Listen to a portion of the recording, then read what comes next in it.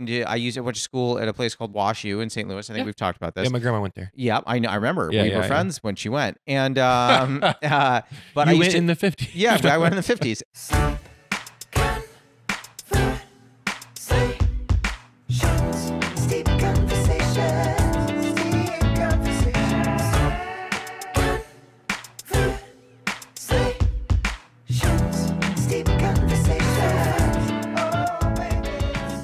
When we would be servers, we would just come back at night and just play Beirut and get drunk on, Coors Light or Natty Light. Because you don't have the mental or physical capacity for anything else when you do Absolutely that type not. of job.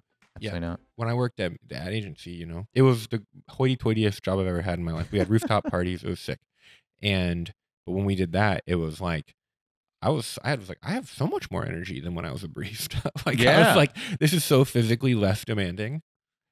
I'm allowed to take a walk whenever I want to clear my head. I can't do that on the clock as a barista. Absolutely and that job was stressful in other ways, like getting, reprimanded for incorrect advertising, or like it's more stressful from a corporate, like, oh, I can't mess up this budget. But Yeah. it's so much less stressful in the, like, I can take a walk whenever I want. I can poop whenever I want. And anytime. If you work in an office, if anything, their bathrooms are probably nicer than the home bathrooms.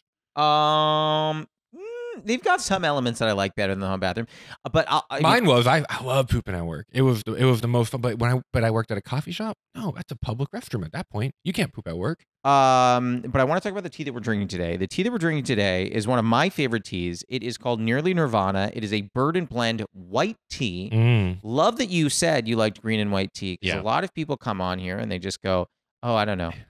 But you were like, green and white is what you like. Yeah, I like the lighter end of the oxidation spectrum, Josh. Thank you. Oh, hey, big dog. Yeah. Are you a big tea drinker? I've worked at enough coffee shops that I've been trained on tea enough times that enough has stuck. Oh, and I enjoy it enough. Like if I'm making tea at home, that usually means I've had too much coffee and I know I shouldn't drink more coffee, but I'll drink tea and then I'll go to green tea because it's less caffeine. Yeah. And it's also a little bit healthier in general. And sometimes you just want something warm. Well, and I love that, we're drinking a white tea that I love because it also has a little bit of orange blossom in it. It's really quite nice. Yeah, it's very nice. And it's not as high on the caffeine spectrum. Right. But I want to go back a little bit, or sorry, before I do that, I apologize for those steeping at home. 3 minutes at about 180 is what you want to steep this at. But I want to go back to, you had mentioned when you used to work in corporate was a phrase that you used, when you used to work in corporate. And you and I, full transparency for the listeners, you and I, every now and again go grab coffee, which I love. Oh, okay. I was wondering what full transparency was going to lead to. Well, I never want we sometimes hang out. Well, yeah. Well, because sometimes I think like our listeners are like, does he know this person? And I'm like, yes, like Jared is a buddy of mine. Yeah. But what you revealed to me once when we were, how great would it be if I just share a big secret? What you revealed to me once is that you used to work in corporate. Yeah. And your goal was to get yourself to a point where you could leave and really make comedy. Yeah.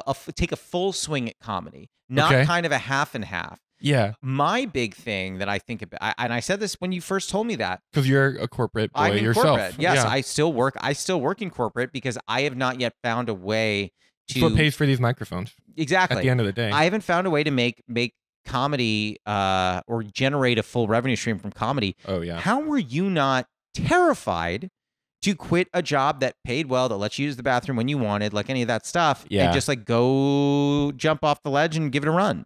It's different answers from when that happened in 2019 to now, because I'm not, a full-time comedian in a true sense, right? I pursue it as much as I can, but I'm not making rent off of comedy.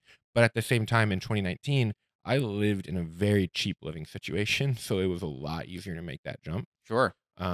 I lived at that point in a house with 10 guys and 5 bedrooms. I don't know if we've ever talked about that in our friendship, but I don't think we did. Yeah, I had 5 bedrooms. It actually was technically a 4-bedroom house, but we turned the kitchen into a bedroom, one of the living rooms into a bedroom. And then what's funny is you might be doing the math. That's 6 bedrooms now, Jared. Yes, but we kept one as a guest bedroom. So I'd rather have a kitchen than a guest bedroom. I guess, sorry, not a kitchen, like a dining room. Yeah, not a kitchen. My bad. A dining room. So like where you would put a dining room table and a sliding door, not a normal door. Sure. And that's how you knew it was probably the dining room. I grew up with a pocket door on my bedroom as a kid. Yeah. Oh, in your bedroom? Yeah, not great. Oh, okay. Not great. Yeah, so I was in that living situation. that kept rent very cheap. Before I was a corporate boyo, worked at a coffee shop, and so I ended up going back to the coffee shop. Are you? Well, I took a bit of a break because I did save up money, wanted to take as full of a swing as I could. Went back to the coffee shop literally February of 2020, and then everything, and then I was on unemployment benefits for a few months, and I was like, this is better. Yeah. Do you? But are you in any comedy or part-time job now, or you were doing comedy at a full clip? No, well, yes and no. In those last 3 years, I have had other part-time jobs. I Yeah. have had other, at times, like full-time, I would say more like gigs. And Sure. so right now I'm in a position of doing some freelance production work as well as Amazing. trying to pursue comedy as well as looking for probably another part-time job, but I am trying to avoid food industry if I can right now. What the thing that I really admire in you is that you have a very humble fearlessness about you, because I I do am not not feel that way, and I'm very thankful that you said that. I am not shy about the fact that I am risk averse and I have a lot of Mm, self-doubt. okay. So people who listen to this podcast know that. I don't shy away from that. I want to pursue comedy full time. People who listen know that. And I also let my listeners know very candidly, I am scared to leave my job. I don't see what the revenue stream can be yet. I dream Yeah. of it, but I don't see it yet. And until I see it, I'm very scared to take that leap. And I remember after you and I had coffee and I left, Because we're friends, everybody. yeah. I just want to be fully transparent. Like I'm looking at the barrel. Like we are friends. After we had coffee, I walked away feeling very empowered is the wrong word. Feeling very aware that it's possible to take that risk, and Huh. it's not Yeah, the end of the it world. is. Like you took that risk, and it wasn't like all of a sudden, like the dream police come and they go, "Sorry, we're got to take you away." Right. That Sorry, slam the door in your face. yeah. Yeah. That didn't happen. And I remember walking away, and I actually went on a long walk after we had coffee the last time. That's really fun. I didn't know that. Yeah, well, that 'cause I gives just me that gives me a little giggles. I well, like that. because I thought a lot about it. I was like, you know what? Like Jared is someone who is under no delusion that this is easy, Mm-mm. but said to himself, "Let me take Okay. a swing at this." And like, I like that. Thank and you, man. I started thinking, like, I don't know that if I said to you, "Hey, I'm not ready for it," I don't know that you wouldn't sit there and go, "Why not?" And I was like, Oh, "Oh," yeah. and I started like thinking about that, and then I like had a whole walk about it. Yeah, I think that so much of it also depends on, how willing to live a cheap lifestyle and like what Sure. level of that spectrum. I also know that a big part of my decision in that season of my life at the end of 2019 when I quit that corporate job was that I had moved to LA from Indiana Mm, and I knew nobody out here, right? And comedy was always the goal. yeah. So there became a feeling of this job was very much taking me away from the ability to even do the non-paying comedy gigs that I moved here for. Right, You right. know what I mean? Do those free shows that you pretty Yeah, much pay for in gas right. money. I couldn't even do the bar shows because I was working too much. Yep. Sometimes, not every week, but a lot of weeks. And I was like, this isn't what I moved here. If I just want to be a corporate guy, I could have done that in Indiana. I could have done that in Chicago, which still would have maybe had the city life near Indiana, but at least then I could have driven home to my parents every now and then the 4-hour drive. I could have seen my nieces and nephews. Mm, So I think about them a lot, my nieces and nephews a lot when I think about if I'm not really trying, then why am I living here? mm, And I don't mean that to sound all Tony Robbins because I feel like it can at sometimes when you get into like what motivates you, and not that Tony Robbins is terrible, but like if I'm not going after it, not that we don't take breaks, not that we don't rest, not that I don't go on vacation with my wife every now and then, but it's like if I'm not really trying at this thing I moved out here for, I could have done that in Indiana where it was cheaper to live, where I was around my family, where I get to spend time with my nieces and nephews. So I'm like, if I'm going to make that sacrifice, I don't want to just be a corporate slave. mm. That was like a big part of my decision in that season of my life. That's now been, almost 4 years ago, which is kind of wild to think about. But with the pandemic and everything, but that was like a big part of that. And yeah, I think we became friends soon after that. Yeah. So I yeah. don't even remember where we met. I think it might have been San Diego. I don't We know. met. I think we met at a couple bar shows, but didn't really hit it off. But then Yeah, that yeah. weekend in San Diego was the weekend that we were like, "Oh, we should be friends." Yeah, and we should also we hang. live super close to each other. For sure, that too. I agree with everything that you're saying. I think sometimes I'm just like, I think about the balance, right? No matter whether or not you're doing comedy full time, you're still balancing a number of things.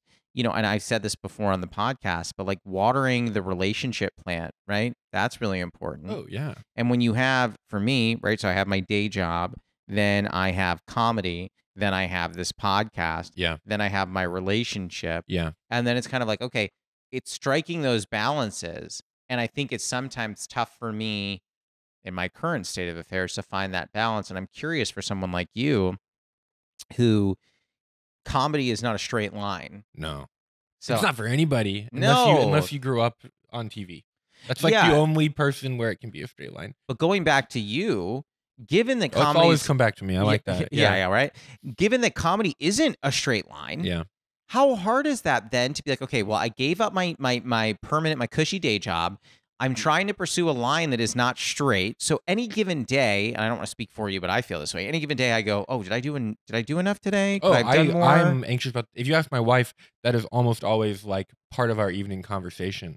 Is me having those thoughts, 100%. But then how do you balance all of that with the fact that like, okay, well, I also have a wife who I want to be able to, we have even if it's just you and your wife, that It's a still family. constitutes a family. Yeah. So you want to support the family and do all that, plan for a future, even if you're not having kids, plan for a future. Maybe you want to buy a house, maybe you want to do this, maybe you want to do that. How do you balance all that and not just go to bed at night being like, I am freaking out? Yeah, I am nervous. I think there's a lot of answers to that. I do get very, very nervous about that. I'm scared most days about that. I often am nervous I don't make enough money. My wife is incredibly supportive of my comedy journey. She has a full-time job. Yeah. So on the weeks where I'm not making much or a freelance gig doesn't come in, it's not the end of the world because she still has steady income. That is like a wonderful privilege.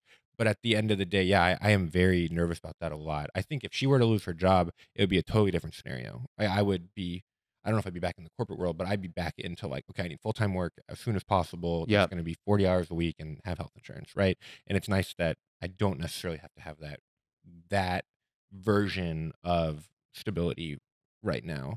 But it's also interesting is before we got married and when I was living in that house with 10 guys, and like when it was like way back in the day and when it was like this scrappy scenario, I was paying all my bills as a part-time barista because I was sharing a house with 10 people. I can't even, what was that rent like a stick of gum and a high five? That rent had to be low. It was $550. That's insane. And that includes utilities. That's insane. And we had a washer dryer, Josh. In Los Angeles? It was a house. I mean, so yeah. Unbelievable. Yeah, it was in Culver. Unbelievable. Yeah, A good the neighborhood. neighbors hated us, man. It still exists, and there's still 10 people that live there. It's existed for like 7-8 years, and it kind of rotates who lives there. Is it a comedian vibe?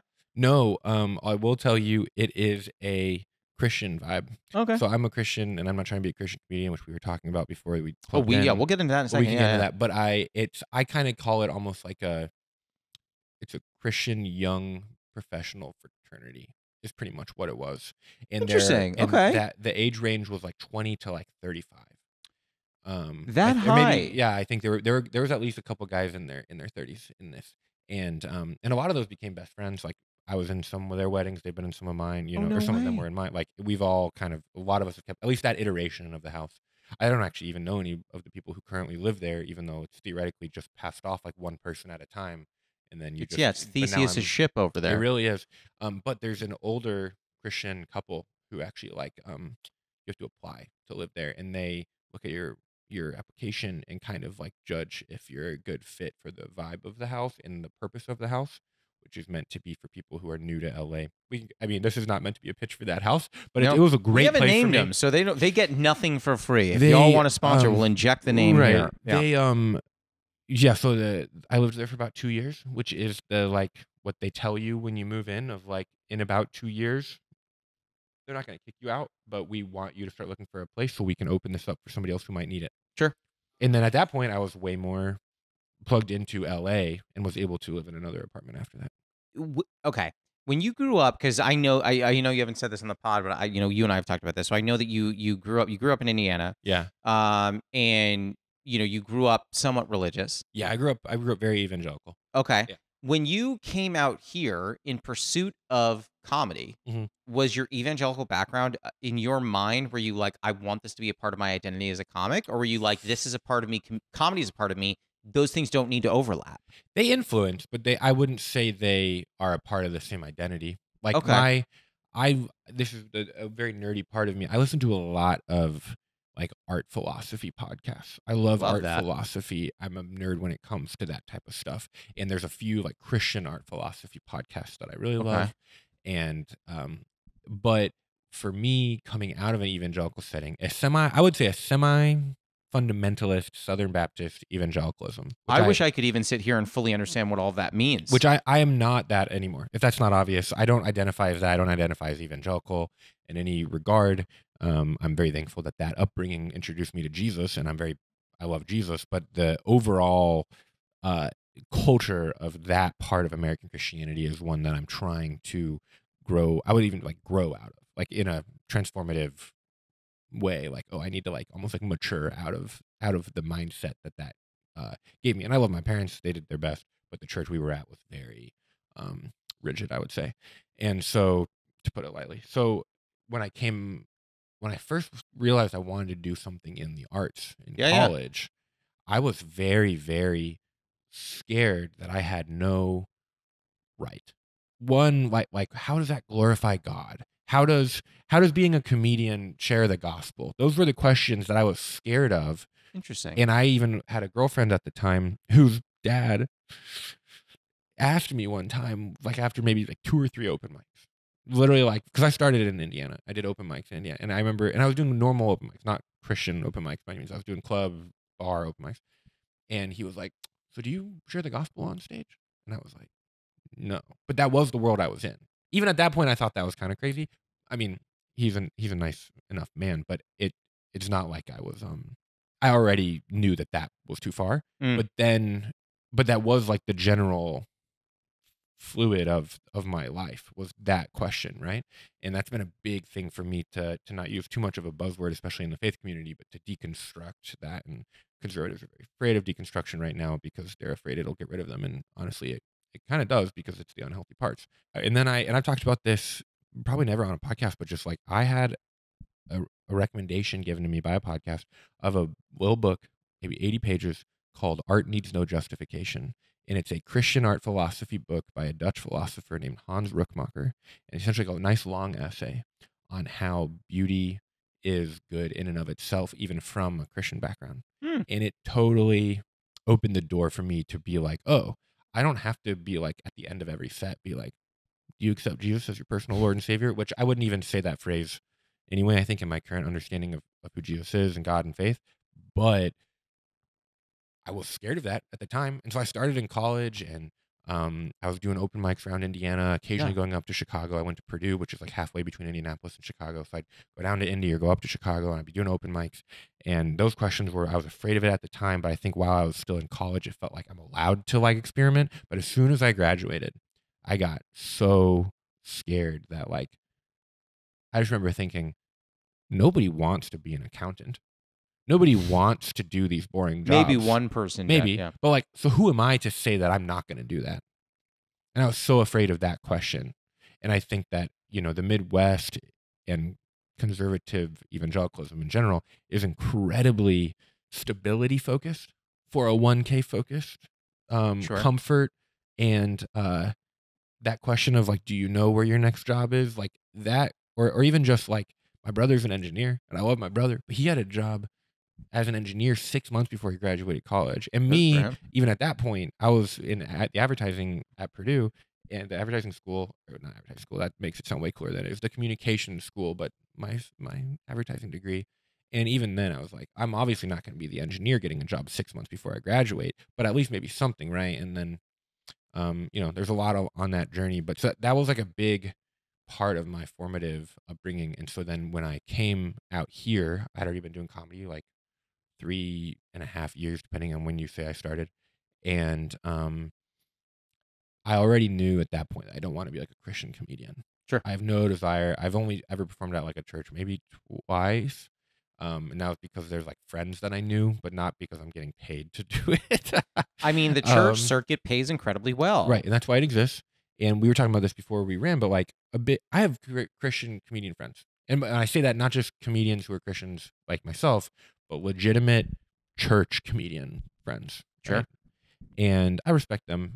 I think that if I were to go to a church that paid multiple thousands for a comedian, and I'm giving to that church, I'd be so pissed. I'd be so pissed. I'd be like, I thought I was giving for alms, for helping the poor, for like, helping get rid of Sure. medical debt for our members, for, soup kitchens, whatever the actual like boots on the ground. What do we want our community to look like? That's what I think that money should go Improving to. the world. Yeah. Yeah. Love, compassion, humility, service, Mm. the historic Christian virtues, even if we don't see that in our current American Christian, scenario.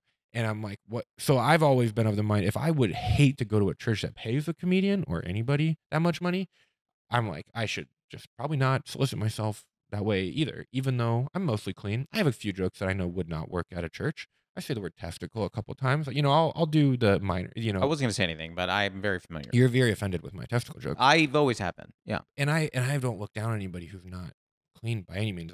I think it's very funny. It's just always been my own sensibility, and I don't really think, I think of dirty jokes occasionally, but I really just tell them to my wife, and then we just kind of laugh about it. And I'm like, that's between us.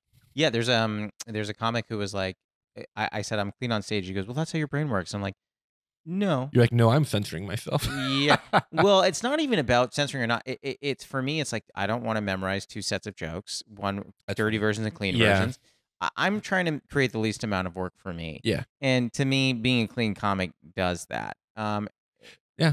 That's true. I could come up with dirty jokes all day long. Right. I want to go back to something you said earlier because I think it's interesting. When he was like, your ex's father was saying in a manner of speaking, and tell me if this is an unfair characterization, but was saying in a manner of speaking, how does being a comedian further, the word of God? Right. But my question back to that is, how does being an accountant do that? That is the correct question back to that. Yeah, absolutely. It's not fair, I think, to are put, you like, I'll do your numbers if you know about Jesus? Like, that's not how that works. It's not fair to put more of a burden on a comedian. Like, just because your job involves a little more leeway to talk about what you want to talk about doesn't necessarily. I think it's just more people. Or like, you're talking to, a lot of people, depending on your success, you're talking to, a lot of people. So don't you want to tell them the best news you've ever heard or whatever, right? And I'm like, I just don't think, I mean, my faith journey could take many more podcasts, but like, I just don't see faith in that lens at all anymore. Yeah. So it's like, I think we're called to love, but not, I think we're called to love in a way that if somebody wants to join, we are overjoyed by that. But it's not a love so we can proselytize. That's not love. Yeah. I know when we've talked about this a couple of times that we both love Kurt Vonnegut. Yeah, and one of my favorite, he's very atheist and very anti-Christian. I think one could be atheist and not anti-Christian. But he has some he's probably anti-Christian in the way that I know some conservatives these days who accuse me of being anti-Christian, which is willingness to critique the American church, which in their mind is so. I think you need to be willing to critique everything. Agreed. But what I was going to say is he has a quote that I absolutely love, which is, a purpose of human life, no matter who is controlling it, is to love whoever is around to be loved. Yeah. And I on my first date with Jazz, who on my first date with her, religion came up, and I said, that's my religion. That's about as close to the encapsulation of my religion as possible. True humanism. Just loving people. Yeah. And I think that sometimes, and this is not a comment on religion, but actually a comment on older generations. Sure. Because I more dogmatic, more rigid, more gatekeeping. Yeah, like your ex's father, I would imagine, was probably a boomer, and this is not a judgment on boomers. Yeah, no, he's firmly. But I do think that people in that generation look at our generation, whether it's millennial or Gen Z or whoever, looks at these generations and is essentially like, okay, well, why are you doing this? Or like, to what end is that? And there's just, I feel like there's a lot of pressure put on people, whether you're doing comedy or anything that is non-traditional. Yeah. And it's kind of That's very true. If you're not going to fit the mold, because culturally they haven't parsed out that they're also in a cultural understanding of what the norm is. Correct. And so they just associate that with their belief system, and they just say, well, the norm is therefore Christianity. It's like, no, that doesn't make any sense. No, or Christianity is therefore the norm. I mean, either way, really. I was 15 years old, and I remember I told my dad I wanted to be a rock star. As every 15-year-old, I think, probably has had that conversation. But maybe a little bit. I was a long-standing musician at the time, and I told him I was like, I want to be a rock star. My dad was like, well, I think you need to have a plan B, and I said, plan B is for people that can't achieve their plan A. I mean, There's truth to that. Well, there's truth to that. What a shitty thing of a 15-year-old to say to their parent. Very true. But I said that, and he goes, he's like, you need to set yourself up for some kind of job that you can rely on. And I said, and I will tell you, this is one of my biggest regrets. And I told my father this before he passed. Oh. I said to him, I don't need a plan B. I'll be more successful than you ever were. Okay. Now, Are you? No. Oh, bummer. Absolutely not. But I said that to him, and I remember years later, I'm telling you, I was 15. I think when I was 24, maybe, we were sitting down, hanging out. It was just the two of us. And I said, I know that this is weird, but yeah, I've always regretted. And I told him that story. Mm. My dad was like, "Are you kidding?" I was He's like, like, I never remembered that. "No, no." He remembered. Oh. He goes, "You've been holding on to that?" And I Yeah. said, "Yeah, it really bothered me." He's like, you've said much worse things. Yeah, yeah. He goes, as a parent, Mm. He's like, that's I badass. want you to be more Yeah, successful yeah. than me. That's good. If I'm doing my job, you will be better than me, smarter than me, more successful than me. Yeah. I want all those things for you. I didn't sit there going, what an asshole. I sat there going, I sure hope that he does. Yeah, that's beautiful. That's a good dad. And I was like, wow, okay. Yeah. And so sometimes, when you hear these stories of people, whether it's a parent, a family friend, a girlfriend's father, whoever, putting these expectations on people, I'm always kind of like, why can't we put a positive spin on that expectation and say, hey, you want to do this? I hope you crush it. Yeah. And I hope that you get out there, and I hope that you achieve your goals and you end up happier than I did, because it means that as a generation, we did something right that the generation after us lived happier and did better. Sure. Why don't we all want that? I think there's a flip side to that too, where I remember after college, especially feeling like I was told for the whole, senior year of college or whatever, like, I can't wait to see what you do. Yeah. And that put so much pressure. Sure. Where then I was a barista, and I was like, they couldn't wait to see this. Like there's no way. You made a mean macchiato. I mean, I got good, but but then like I just remember feeling like I remember telling at that stage in my life, like all of my friends who were still in college, of like, you're gonna feel like a failure as soon as you graduate, unless you are the engineer and you just get the engineer job. But unless you're in an ultra stable career like engineering or accounting or something like that, you're probably going to feel like you're not doing the thing you thought you were going to do, that then you've told people you're going to do. And then now all of a sudden you realize like you can't do because you're 22 and you're stupid. And you just realize like, oh, I can't do any of this. Sure. Yeah, I've thought about this. If I were to ever give like a college, commencement speech, I think a university commencement speech, I think it would be something along the lines of like, stop trying to change the world and just try to change your community. And if that works, try to change the world. Mm. And like, because otherwise the pressure we put, it can be just so, I know so many people, and that's why there's so many people who go get graduate degrees that don't really need them. I don't think there's anything wrong with grad school, but so many people are like, oh, maybe I just didn't have enough school to go do the thing that I was supposed to do. Sure. And so they feel the weight of that pressure, and then they get out of school and then they go back to school because they're like, I guess I just didn't learn enough. I guess I didn't do enough. And then they go back to school. I definitely don't think I learned enough, and I am A-okay with it. Yeah, but that's a maturity you've probably grown into. I don't want to take credit for what I don't deserve, but I also just listen. I love school and I love education. I think it's wonderful. I also, I was telling Elliot earlier today, like when I would sit in a lecture, even if I had 15 shots of espresso, literally on an IV in my arm, if I were in a lecture hall of 100 people, fall asleep? I would fall asleep. That's funny. Yeah, I love lectures. Oh my God, I go to them. I watch them. Do you really? Oh yeah, I have. Not like a ton, but yeah. How did you end up with a wife? I'm so like you're like, I She's love great. watching lectures. I'm like, what? She's great. I mean, like I was listening on the way here to like a history podcast about Oppenheimer, just getting ready for the movie. Getting ready for the movie. But you weren't listening to episodes of Steep Conversations on the way I was here? yesterday. Okay. And I will say this is so much less funny than any of the episodes I listened to. So I'm so sorry to your listeners. So I was going to say this. So we're cutting the first half of this podcast. It's as good as done. But I actually want to take us to our first segment. Are you ready for the newly friend game? I think so. I think Okay. we're both sufficiently bummed about the state of American evangelicalism to go into this game. You know what, though? I've always known it.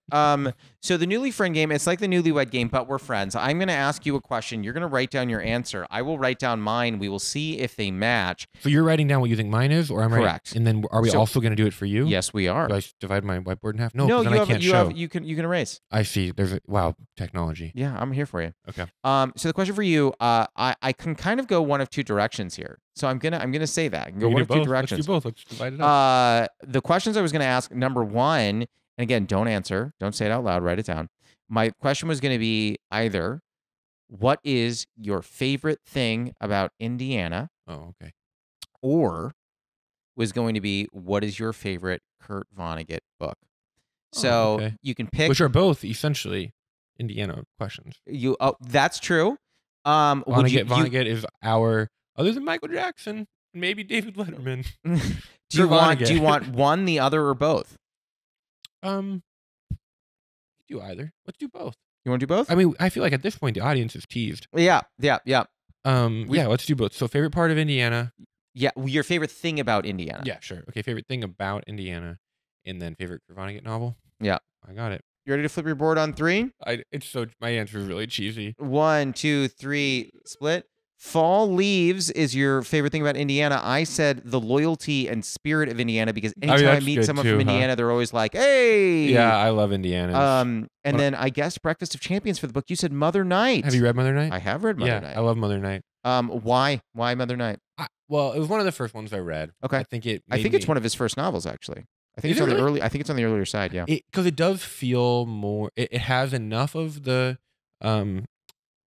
witticisms of the tangents into a critique, but it also, I think, is one of his novels that has the most accessible mystery plot. It's one of his novels that feels like it strikes that balance for me where I could actually recommend it, because a lot of his books are so literary that you're like, would this person actually enjoy this?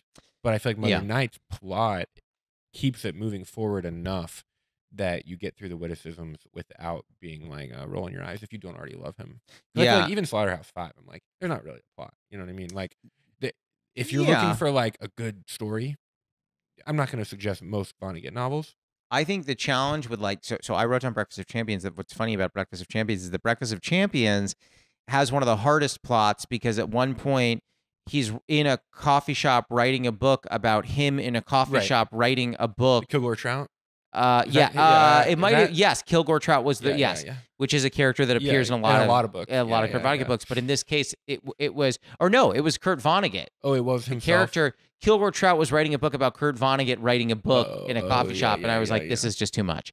It's fun if you're already in. You're just gonna be, ooh, this is so much fun. But if you're not in, it can push you out. That's any auteur. I mean, obviously he's not a director, but anybody with that level of genius, you're gonna attract people who I'll go all in. Let's do this for me. Same questions. Same questions about Indiana? Yeah. Okay. Yeah. Let's see if you get this, buddy. Let's see if you get these points. I don't think so. Okay. You ready? Flip your board on 3. 1, 2, 3. You said the Kurt Vonnegut Myrtle. I said 70-mile-per-hour highway. There's a beautiful 4-story Kurt Vonnegut Myrtle in downtown Indianapolis. I've not seen it. Now I really want to. It's on Mass Ave. You should go to it. Yeah. I love that. It's for Kurt Vonnegut pilgrims. I used to have to drive through, got to drive through Indiana. Yeah. For going to, I went to school at a place called Wash U in St. Louis. I think we've talked about this. Yeah, my grandma went there. Yeah, I know. I remember. We were friends when she went. And, but I went in the 50s. Yeah, I went in the 50s. And I used to go, and I would drive in Indiana. And as soon as you hit Indiana, the speed limit went up to 70 miles per hour. And my thought there, and I'm sure this is giving up from 65? 60 to 65. In Illinois? When you're driving through? Yeah, in Illinois, I believe. And my thought was, and this is probably giving it too much credit, which is fine, but I was like, Indiana knows that you're going to drive a little faster. We're on the highway, and Indiana respects it, and they say, do your thing. Yeah, So I always loved that about Indiana. I will say, if I were driving there at night, the cornfields scared the crap out of me driving at night. Yeah, they get creepy at night. I have so many fond memories of driving through the cornfields. My mom grew up in a really small town in the middle of nowhere. It has 75,000 people, but so we'd often do that 2-hour drive. Yeah, and that is just, it puts me in such a place of childhood. Well, I just was thinking someone's going to come out of the corner and kill me. The book I chose for Kurt Vonnegut was Cat's Cradle. Yeah. Phenomenal. Yeah. It was tough. It was tough for me. I was all over the board. A Man Without a Country? A Man Without a Country. Haven't read it. No, or is it With No Country? Shoot, did I say it wrong? I mean, With No Country. That sounds better. You know what? We'll inject the edit. So you're gonna go. I think the book is called, and then we're gonna have just me go. One? A Man with No Country. A Man Without a Country. There we go. Yeah. So now you put them both in, and we'll edit the right one in. Is that a good one? Should I read that?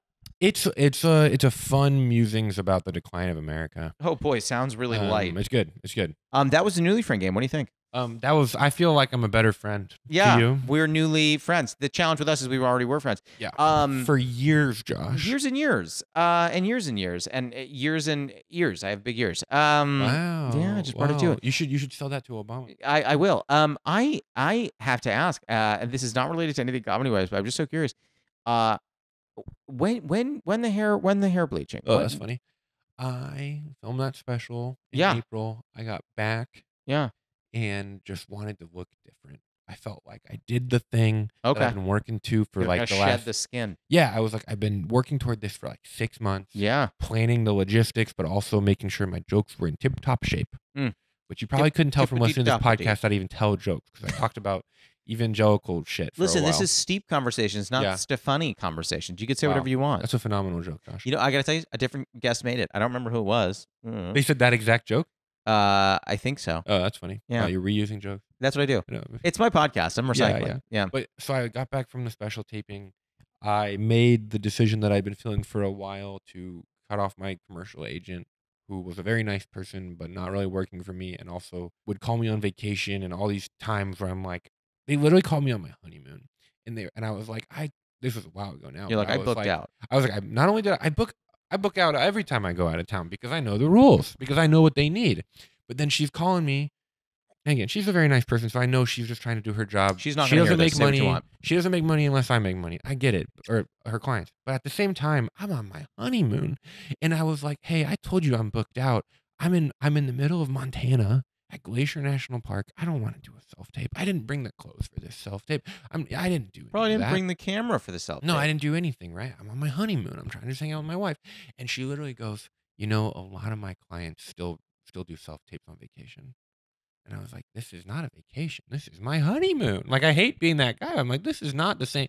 I get it. Yeah. If I want to get booked, I should probably freaking do self tapes on vacation. But a No. honeymoon is where I draw the line. Oh, I draw it at vacation. Yeah, No. I do usually draw it at vacation. So anyway, I dropped the commercial agent and I had this freedom of, I don't got to look like my headshots anymore, at least for a while. Sure. So I said, screw it. And I like that it was a hair dye and not shave the mustache or grow a full no, beard. the mustache is fun for me. The hair I did shave almost all the way. I don't know if you saw those photos. I did. But I was like nearly bald just for fun, and then dyed it a few weeks after that. Any of our balding listeners are going to hate that you said I was nearly bald for fun. You know how that thing people hate. I did it for fun. Yeah. Exactly. You're like, I never had fear I was going to lose my hair, so I just decided to go for it. You know how some people hate eating trash out of a trash can? You did it. I did it for fun. You did it. You're like, why not? Let's go for it. I Yeah. also love that your honeymoon was at Glacier National Park. Yeah, it was really fun. Well, it was like right outside, right? And then we would go in. Yeah.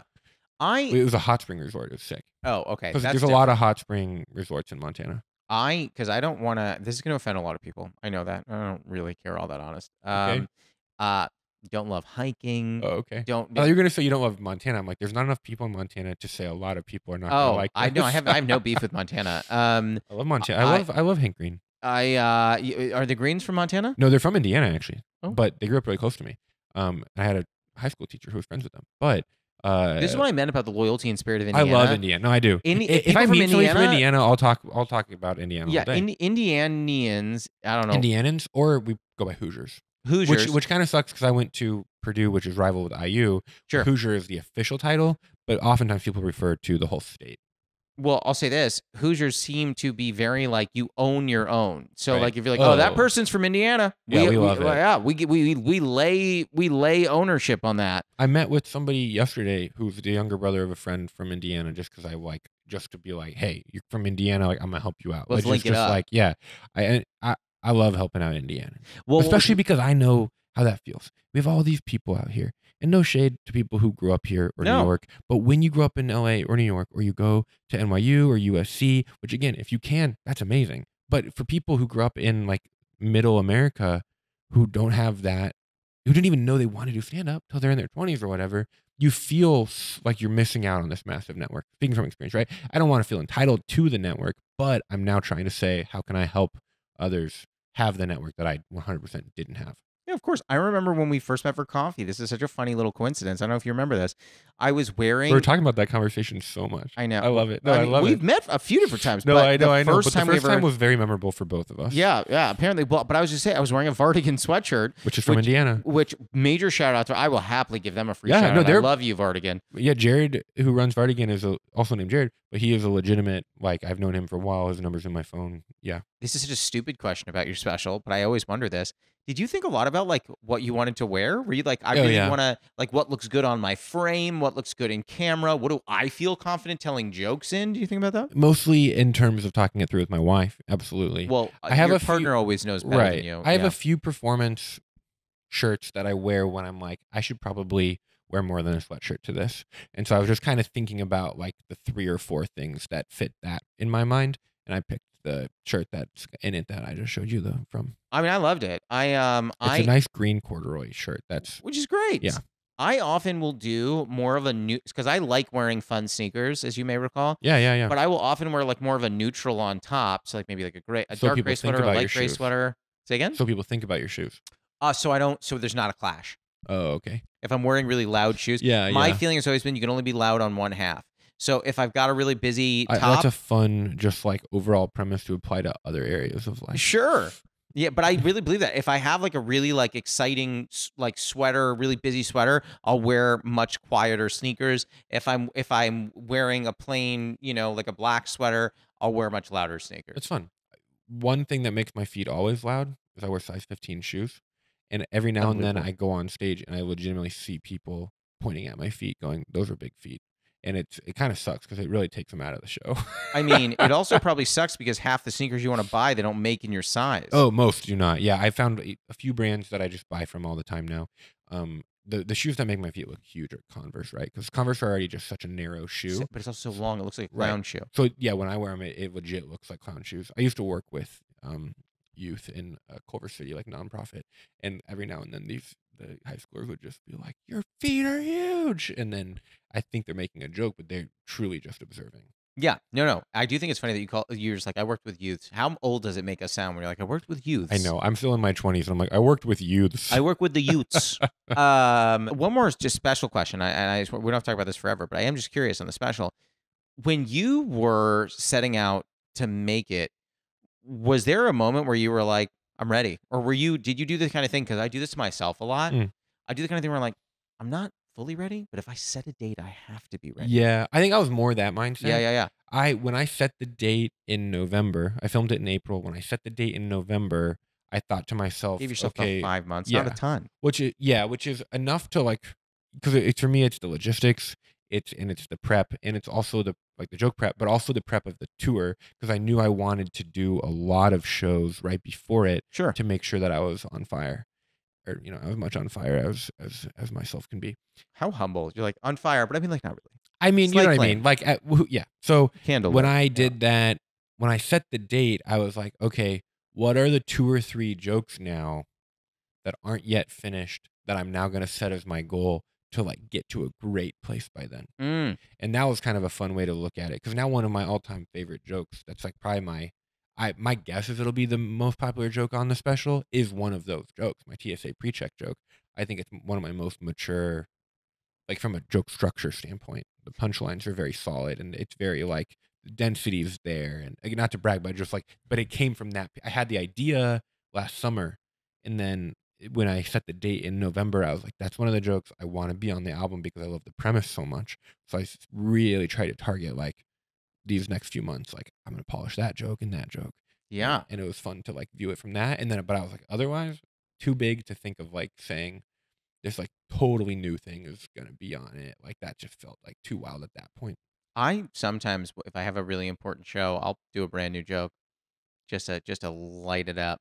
Just to see. And I got the advice, and I also did this, of do one joke that you're not sure if it'll be good, because you can always cut it, but also it keeps you on your toes. Hell yeah. So that was fun. I did a joke like that, and did it go? It did enough that I'm keeping it, but it wasn't as good as the other ones. But I'm like, it's fun to just know it's like a 1 minute thing, and I'm like, it's not as good as some of the other jokes, but it's enough. It got enough of a laugh that I'm like, I think I'll keep it, and it's fun. I'll say this: have you even heard it? It's my favorite joke in the special. It won't be. If that is, I will retire.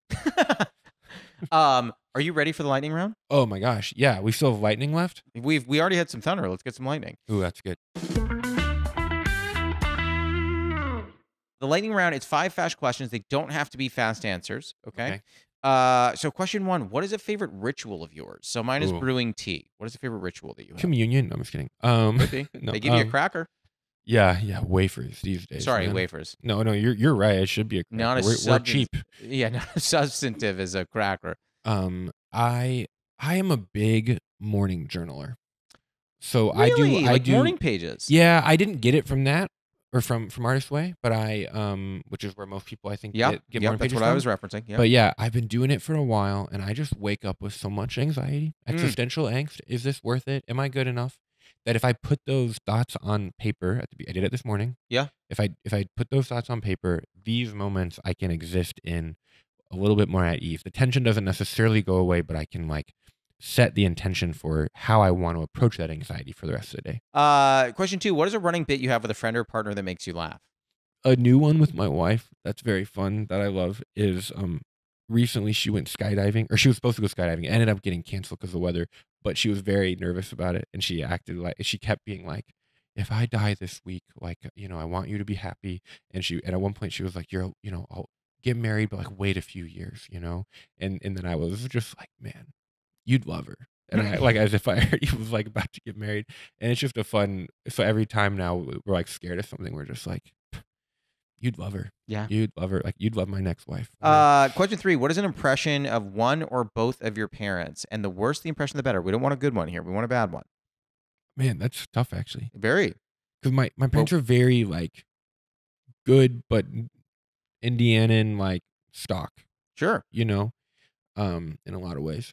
But nothing feels like, my dad, we always tell him to make TikToks, right? As any kid probably encourages their parents. Love. Of like, you'd be so good on, he's retired. It's like, just start making, like, he gives all these like hacks to us. And then whenever we're like, you should make a TikTok about that hack that you think is a hack, but it's like very cute, like it's very sweet. He's like, I eat popcorn with a spoon, stuff like that. Which I actually do now too. But Is that a good, should I be doing that? But he always it just helps keep the grease not on your fingers, And so he was like, he'll always just be like, but it's not a hack. It's not a hack. And so now me and my siblings just say that all the time. It's not a hack. It's not a hack. I'm like, but you clearly think that you know something other people do. But clearly I didn't know the spoon with the Right, popcorn. right. It's What's a your hack. dad's name? Jim. Jim. Shout out Jim. Yeah. Jim, that's a good idea. It's a good hack. It's a good hack. I hope Jim watches this because I'm like, Jim, I'm with you. I'm going to try it. Yeah. Don't let me down. I'm going to try it. I don't want to look silly with the spoon. But I'm gonna do it. It was hard to think of an impression because in my mind, like their voices just sound so normal, but I'm realizing that's just because I grew up in Indiana. Of course. Versus like a New Yorker, it's like so easy to be like, this is my parents. Yeah. Question 4, and we started touching on this a little bit before we were recording. Have you ever experienced imposter syndrome? And if so, is there a particular moment that sticks with you? Dude, all the time. I experience it on most shows. I think that there always seems to be at least one comic that I feel intimidated by on a lineup. And I've apologized for that, but there's nothing I can do. I like, even when I tape my special, I was very specific about the comics that I asked to open because I want to make sure that I didn't at all feel intimidated by them. Not that I'm better than them, but just like they're friends, they're supportive. Sure. I know they're going to support. Versus there are other people, even in Indiana, that like were already doing the headlining bar show maybe level in the Midwest that I looked up to when I started. And almost that entire class, I'm still like intimidated by, even though I also often headline some of those bar shows. You know what I mean? Although a lot of those guys are now past that too.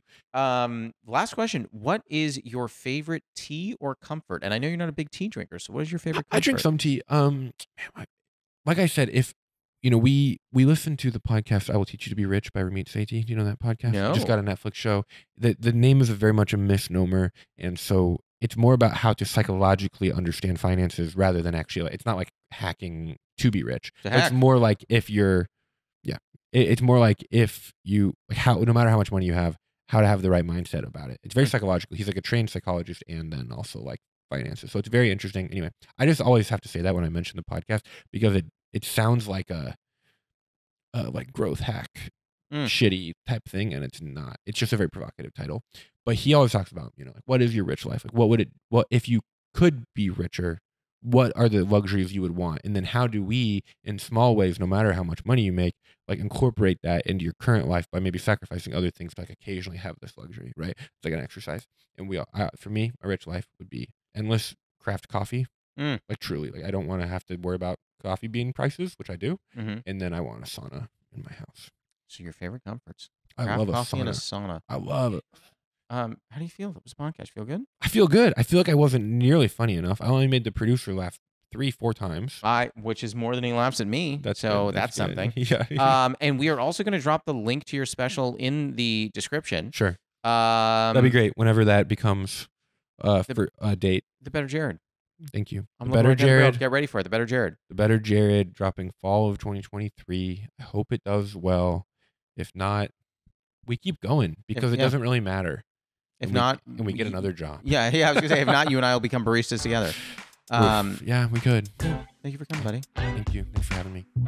That was Jared Kassebaum. You can catch his special, The Better Jared, on YouTube starting October 4th. You can also catch him at Cast the Bomb on Instagram, TikTok, Twitter. We'll be back next week, so until then, happy steeping. Well, I mean, M. Night Shyamalan's best work, in my opinion, was an uncredited rewrite on She's All That. I'll do you one better. Did you know you wrote Stuart Little? I did. Okay, dang it. Yes, I did. And I got to tell you, great work. Yeah, Stuart Little is masterpiece. Yeah, Wonderful. Stuart Little 2, pretty bad. I didn't see Stuart Little 2. It's no Paddington 2. Oh, no. Paddington 2 is the sequel of all sequels. I've never seen it, and I've heard that Paddington 2 is a masterpiece. Oh, it's so good.